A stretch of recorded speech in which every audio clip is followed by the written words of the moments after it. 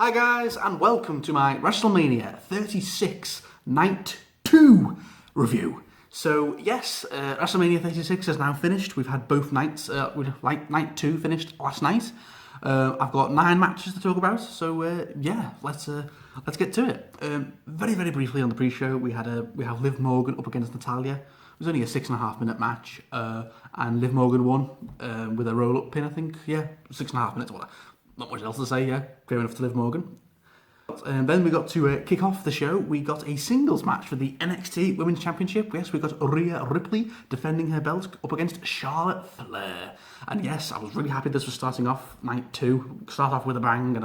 And this was probably, in terms of like wrestling in the ring, the best match of the night, definitely.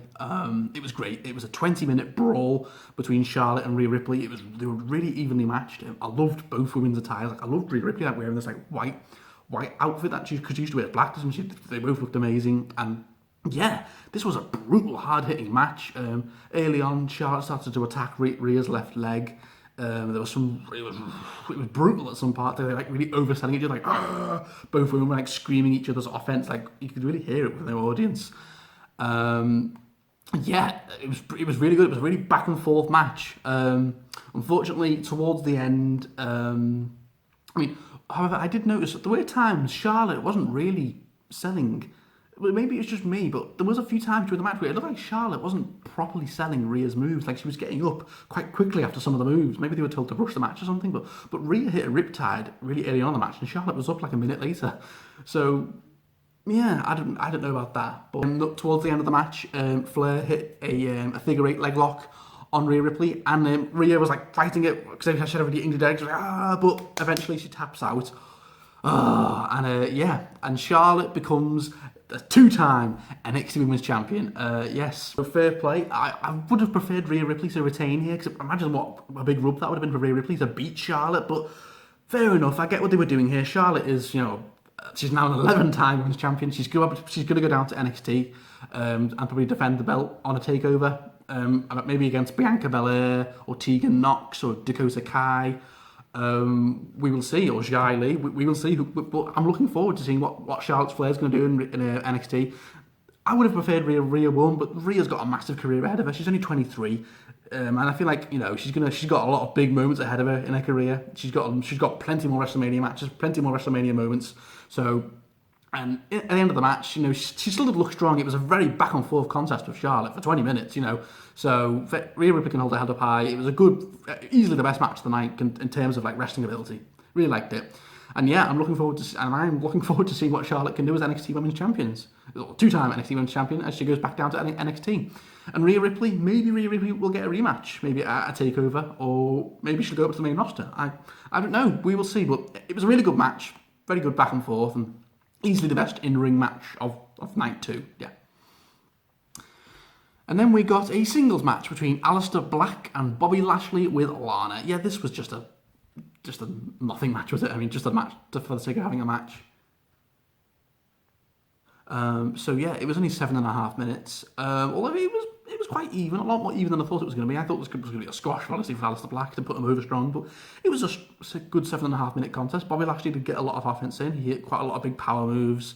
But in the end, it was a really cool finish. Actually, Bobby Lashley, I think he was about to hit his finisher, but Lana was like, no, do a spear. So Lashley was like, okay.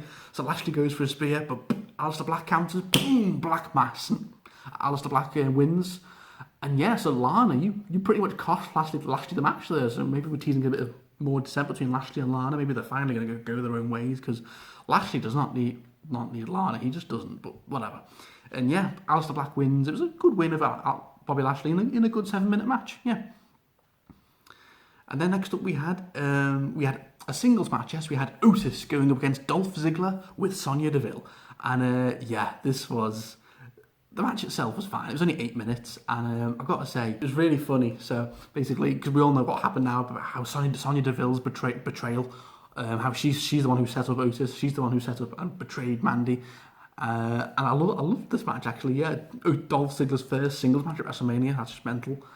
And the match was back and forth. It was a back and forth little contest. But then in the closing moments, Otis tried to hit a caterpillar on Ziggler, but Sonya distracted Otis which allowed Ziggler to attack Otis with a low blow from behind. It's like, oh no.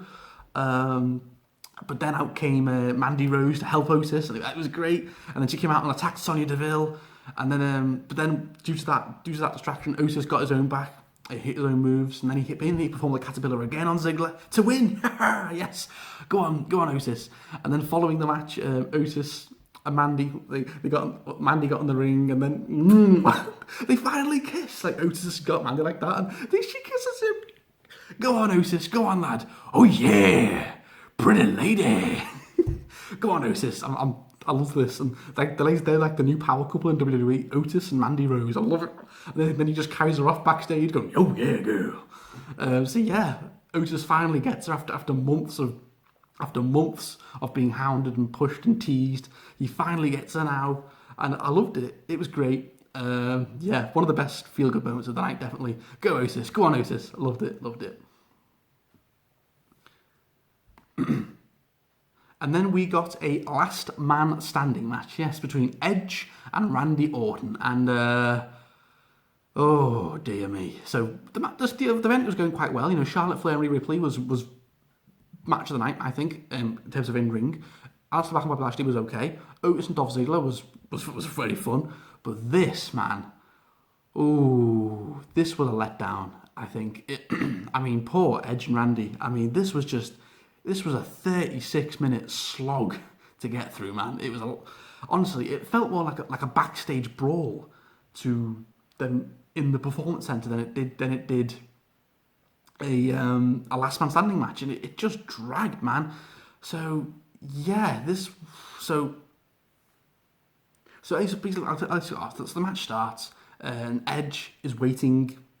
Edge is waiting for Orton, but then Orton, disguised as a cameraman, hits an RKO, and then he hits another second RKO, but then Edge gets back to his feet, and then Orton and Edge, they fight across the Performance Center. So they start off in the gym area, where Orton placed Edge's arms in a sling, and they attacked him, but then as Orton tried to hit Edge with a weight, Edge drop kicked him.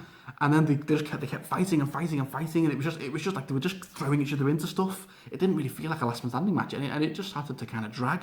You know, Edge and Randy were going, oh god, oh, like they were overdoing the grunting and the selling. It was like, okay, we get it. And then they go to the backstage. Then they go to the backstage area, like with all the techies and all the storage, and they fight there for a while. There was a square Edge like an elbow drop, and then they went up to this lorry, and they fought on top of this lorry for 10 minutes, and it was just dragging, man. This match didn't need to be longer than 20-25 minutes, and it just didn't quite work. It was, if anything, it was quite boring. This is Edge's first singles match in 9 years. This was the best feud, the best storyline heading into this WrestleMania, and this match was just dragged, man. It was way too long. And then they fought eventually on the platform, and then Edge threw Randy into a barricade off a raised platform. Ooh, looked nasty. But then obviously they went onto the top, and then how Edge won. Basically, he taps into the dark side. He's got Randy on the chair on his head. Both guys are spent, physically exhausted, and Edge has got the chair, and he's looks like he's about to cry. He's like, you maybe do this, Randy. You maybe do this. And he does the same spot Randy did to him, and he whacks Edge with the back with the chair. And it looked painful, and yeah, and Randy's just dead, and yeah, 10 counts. Edge wins, but this match was not. It was too long. It dragged. It was boring, and it was very boring. It was a shame. This match honestly could have been a lot better, I feel, but it just dragged. So yeah, and it was 36 minutes, but trust me, it felt longer than 36 minutes. This match felt like 45 minutes, honestly, to an hour. It just dragged and dragged and dragged. And it's a shame, because this was the best feud and the best storyline heading into this WrestleMania, easily. And this match was probably a letdown, if I feel. And I feel bad for Edge and Randy, because they did work really hard in selling, obviously, all the different spots they did all over the Performance Center. But this match just dragged. And it was boring, and I felt bad for both guys, but at least Edge gets a big win. And Wrestling Observer Radio have done their podcast on WrestleMania, and they said this was the most boring WrestleMania match of all time. Oof. And it also is the second longest WrestleMania match of all time at 36 and a half minutes. So yeah, mad. The next match, we had a tag team match for the WWE Raw Tag Team Championships. Yes, we had Street Profits going up against Angel Garza and Austin Theory with Cena Vega. Very little to say about this match. I didn't watch a lot of it. Street Profits got a lot of cool spots in there. WrestleMania with Montez Ford, and yeah, they just what was it? They just won in a 6.5 in a 6.5 minute match. Not more else to say here. Fine. It was just a kind of a blow off steam match just after that 36 minute last man standing match. But it was fine. It was fine. Street Profits retain, so they should. And then we got a fatal 5-way elimination match for the WWE Smackdown Women's Championship. Yes, Bayley defending her belt up against Lacey Evans, Naomi, Sasha Banks, and Tamina, and this was a good, solid 19.5 minute match. Fatal 5-way match. So this was good. This was back to good stuff now after 2 matches. So yeah. So Bayley and Sasha are kind of like teaming up on everyone, but then Tamina just like dominates everyone. That's what Tamina does. But then they all start to gang up on Tamina, and Tamina gets eliminated. But then Naomi gets a few close calls in, but eventually Bayley and Sasha team up on her. Sasha hits the bank statement. I think it's the bank statement. On Naomi. Naomi taps out, and then it's just Bayley, Lacey Evans, and Sasha Banks. And I thought, okay, is Sasha going to win here? Maybe she's going to get this win. But then eventually Lacey Evans gets rid of Sasha Banks with a big punch, and via a mistake from Bayley.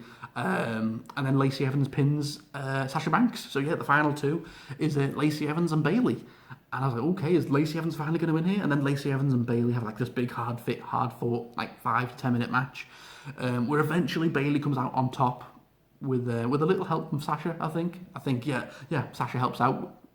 And yeah, Bayley retains, and then at the end Bayley's like that and then Sasha's like that, but then Sasha's like that looking at Bayley's belt, looking all serious, and Bayley's like, so we're definitely teasing a turn here from Sasha Banks. We're definitely going to get a feud between these two, probably heading into Survivor Series, and I really do think Sasha Banks is the right person to beat Bayley.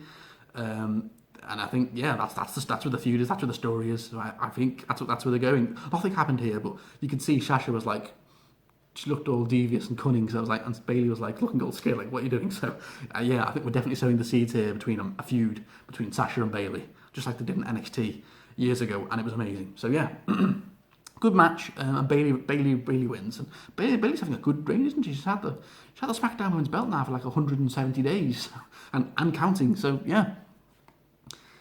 And then we got a Firefly Funhouse match between the Fiend, Bray Wyatt, and up against John Cena. And oh my god, yes, yowie wowie indeed. This match, if you can call it a match, this was something else, man. Like, so obviously after the Boneyard match with AJ and Taker, we knew we were going to get something special here. It was all filmed. It was all filmed beforehand, like a big pre-taped sequence, a big pre-taped segment that was really expertly filmed. It was like a mini film. So I've got to talk about this match. It was mental. So the Firefly Funhouse match. So this was. And it was billed by Bray Wyatt as a fight between John Cena and himself. So John Cena was kind of like fighting himself for this match, but Bray Wyatt was like in his mind. And so basically Cena makes his entrance, but then he was transported to the Firefly Funhouse. He's like, that, what? And then, he goes through the door, and he's like, what's going on? And then we see the puppet Vince McMahon like, yeah, talking to John Cena. And then John Cena is via like mental mind games through the Firefly Funhouse and Bray Wyatt. He was transported to spots referencing time periods in his career, such as his debut on SmackDown with the ruthless aggression, and Bray Wyatt was playing Kurt Angle. It was great. The early Doctor of Thugonomics gimmick where he's cutting a promo and Bray Wyatt's just like looking all sad. That was really, really well done.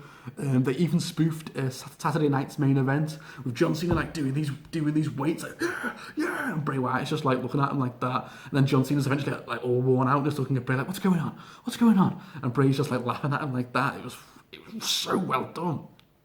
Yeah, it was so well done. It was amazing. And then it just continued going on. So basically, they reminisced about when John Cena beat Bray Wyatt at WrestleMania 30. With Bray Wyatt appearing as his old Wyatt family self, like it's a cult leader, and yeah, that was so good. Where they like reenact the end of the WrestleMania 30 match where what Cena got out of his sister Abigail, and then he had the chair, and Bray was like, "Come on, use the chair," and then they reenact the spot where he's like, use the chair, Cena, tap into your evil." But obviously Cena didn't do that in the WrestleMania 30 match, but he tries to do it here, and Bray just vanishes, and Cena's like, what's going on? It was so good. Oh my god. And obviously, then and after that, they went into an episode of WCW Monday Nitro with John Cena entering to the NWO. Oh my god, it was so good. So basically, John Cena was acting like Hollywood Hulk Hogan, and Bray Wyatt was acting like Eric Bischoff. And, oh my god, it was so funny. I loved it. And then on the commentary, we had the puppet version of Vince going, "Such good shit." Like, they actually said it, because apparently that's what Vince loves to say about things he loves. So that was the moment of the night. I was just sat there like that. I was loving every minute of this. It was amazing. And then obviously, as we got towards the end, Cena's like probably trying to beat up Bray, but then he's just beating up Huskus the pig. He's like, "Oh, what?" And then as John Cena's just like in the ring, looking all exhausted, like mentally exhausted, because Bray's just completely exhausted him by playing all these mind games. He's like, oh. And then we see the Fiend like creep up behind John Cena. I was like, oh, it's over. And then the Fiend sneaks up behind, hits Cena with the sister Abigail, then a mandible claw, goes for the pin. The Fiend's going for the pin. I was like, but there's no ref. But then we just see regular Bray Wyatt. 1, 2, 3. Loved it. And the Fiend, Bray Wyatt, wins, even though, could you call this a match? Was it really technically a match? But anyway, it was amazing. I effing loved it. This was so good. This was probably the best thing they've done with Bray Wyatt and the Fiend character since his debut. Oh my god, I loved this Firefly Funhouse match. It was perfect. It was everything it needed to be. It makes the Fiend and Bray Wyatt look like a massive threat again. John Cena, he put over this. Obviously, you could tell he was invested because he was really acting hard in a lot of the gimmick. I love the mind games. How it was delving back on the John Cena's past. I fucking loved it. It was so good. As a massive Bray Wyatt fan, as a massive The Fiend fan, this was just so good. And yeah, the right person won, definitely. And John Cena, you could tell he was definitely putting over Bray Wyatt strong here. Probably, and we're going to go back into Hollywood now, John Cena.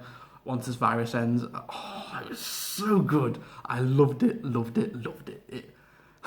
just put a massive smile on my face thinking about it. Loved it. And it's just what they needed to do after Super Showdown, and this was fantastic. This might be one of the most unique things I've seen in WWE. This WrestleMania was great in terms of like crazy out-ring matches, because we had the Boneyard match, and then we had the Firefly Funhouse match. Both crazy matches, but both were amazingly well done. Loved it. Yowie wowie. Oh, and John Cena, you let him in. Loved it. Great. And on to the main event. Yes, we had a singles match for the WWE Championship. Yes, we had Brock Lesnar defending his belt with Paul Heyman up against Drew McIntyre. And yes, I was really looking forward to this, the main event. I was like, come on, Drew. I've watched the documentary on Drew, the WWE Chronicle, about his journey getting to this title shot. And I couldn't wait, man. This is going to be like the main event of WrestleMania. And then the match gets started, and it's really strange. Like, the match was only 4.5 minutes.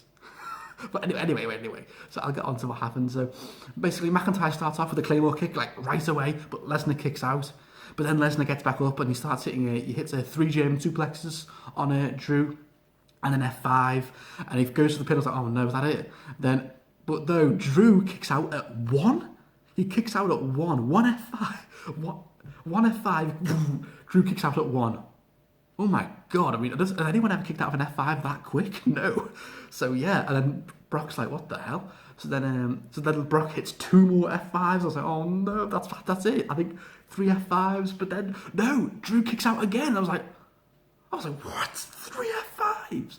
3 F5s? No one has kicked out of 3 F5s apart from, I think, Roman and Braun. I think that was it. No, I don't think Braun has kicked out of 3 F5s. So I think it was literally just Roman. That was it. So Drew's up there now, kicking out the 3 F5s. Mad, and Brock's just like, what the hell? But then Brock goes for a fourth F5. I was like, oh no! But then Drew kicks out, like Drew counters out of it, and then boom, Claymore, yes! And then he hits two more Claymores, and yeah, 1, 2, 3, yes!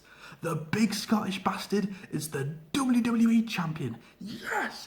Drew McIntyre is the first Scottish and British WWE champion. He's made history. I'm so happy for him. This has been a long time coming. I've been a massive fan of Drew, like ever since he came back and I was in NXT 2 years ago. And yeah, I've been a massive fan of him ever since he's gone to the main roster. He's been very obviously stop-start pushes, but I'm finally happy they're finally acknowledging him now as like the face of the company.